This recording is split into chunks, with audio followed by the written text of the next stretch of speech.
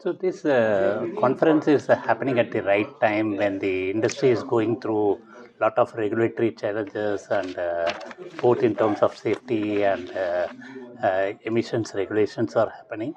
So this is a wonderful opportunity to interact with the OEMs and the industry veterans who have years of experience, and also an opportunity for youngsters to network and gain the experience of the experienced people.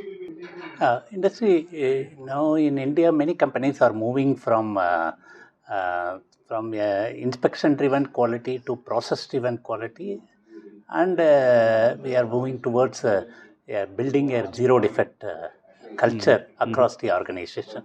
So Indian manufacturing system is improving day by day, and we are moving on the right path towards global quality. Yes, yes. We have now in the area of quality incorporating the latest digital tools, and AI is very important. So we are using many a time AI-driven cameras for vision inspection, AI-driven cameras for process SOP adherence, and also the final inspection. So there are many tools available to enhance the quality adherence. If you want to compete, if you need to compete in global market, quality and cost competitiveness are the hygiene. Then you need to invest on people capability and technological capability to move up the value chain.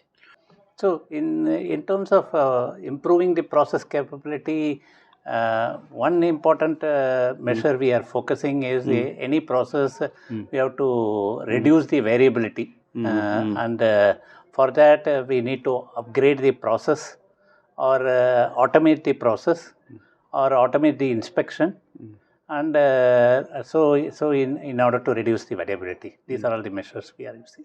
So one is we have to make our processes robust, and we also need to attack the pain points of the customer, and understand what is and improve our product robustness. Then the third is we have to invest in manpower and make them capable. So continuous training and enhancing the capabilities is very important for ensuring the quality.